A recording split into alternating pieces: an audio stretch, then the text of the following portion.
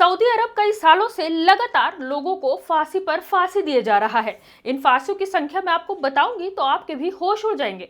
और ये फांसी सऊदी अरब सिर्फ अपने नागरिकों को नहीं बल्कि दुनिया भर के नागरिकों को दे रहा है, यहाँ तक कि भारतीयों को भी। दरअसल सऊदी अरब ने नशे को लेकर, ड्रग्स की तस्करी को लेकर बहुत ही ज्यादा सख्ती दिखाई है।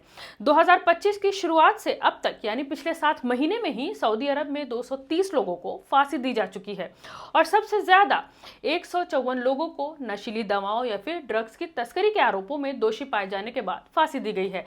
ड्रग्स स्मगलिंग पर रोक लगाने को लेकर सऊदी अरब इतना सख्त हो गया है कि एक ही दिन में 8 लोगों को मौत की सजा दे डाली।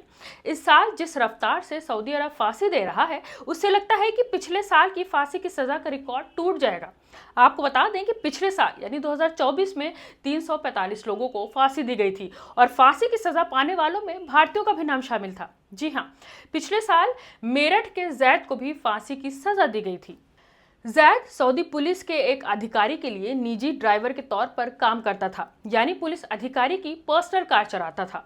नौकरी को 3 महीने ही गुजरे थे कि जैद को नशीली चीजों की तस्करी के इल्जाम में फंसा दिया गया। फंसाया वर्ड में क्यों यूज कर रही हूँ ये आपको आगे समझ में आ जाएगा।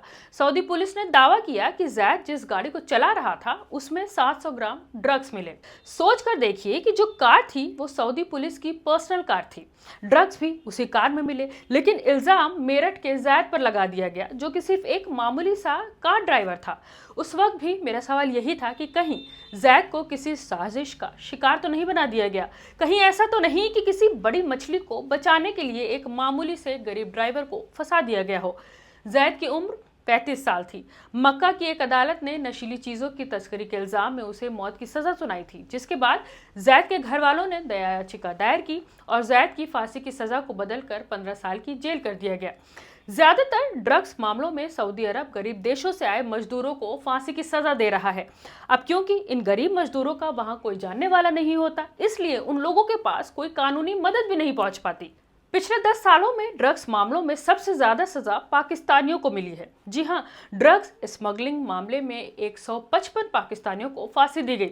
इसके अलावा सीरिया के 66, जॉर्डन के 50, यमन के 29, मिस्र के 33, नाइजीरिया के 32, सोमालिया के 22 और इथोपिया के 13 नागरिकों को फांसी की सजा दी गई।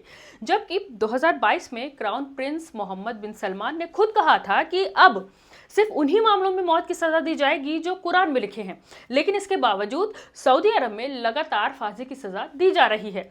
मानवाधिकार कार्यकर्ता सऊदी अरब की इस हरकत की आलोचना भी कर रहे हैं, क्योंकि अंतर्राष्ट्रीय मानवाधिकार कानून के मुताबिक ड्रग्स के मामलों में मौत की सजा नहीं दी जानी चाहिए। एमनेस्टी इंटरनेशनल की रिपोर्ट के मुताबिक 2014 से जून 2025 तक 1816 लोगों को फांसी दी गई, जिसमें 597 मामले नशे से जुड़े हुए थे। सजा पाने वालों में गरीब देशों के मजदूर शामिल हैं। ये मजदूर खुद स्मगलिंग करते हैं या फिर बड़े स्मगलर को बचाने के लिए इन्हें फंसा दिया जाता है। इसका अंदाजा तो आप खुद ही लगा सकते हैं। अब आपको बताते हैं कि नशीली दवाओं से जुड़ी फांसी पर सऊदी अरब में अब तक क्या क्या हुआ। 2019 से लेकर 2022 तक लगभग 3 साल तक ड्रग्स मामलों में फांसी पर रोक थी। 2022 में ड्रग्स मामलों में 19 लोगों को फांसी दी गई और 2023 में सिर्फ 2 लोगों को फांसी दी गई। इसके बाद 2024 में 117 लोगों को नशीली दवाओं के मामले में सजाए मौत दी गई। अब 2025 में 154 फांसियां सिर्फ ड्रग्स मामलों में ही हो चुकी है। फांसी के जो आंकड़े मैंने आपको बताए हैं ये सिर्फ ड्रग्स से जुड़े मामलों में है। इसके अलावा और भी बहुत से मामले हैं जिसमें फांसी दी गई है। मैं हूं रूबा अंसारी और आप देख रहे थे रिपोर्टर मैडम।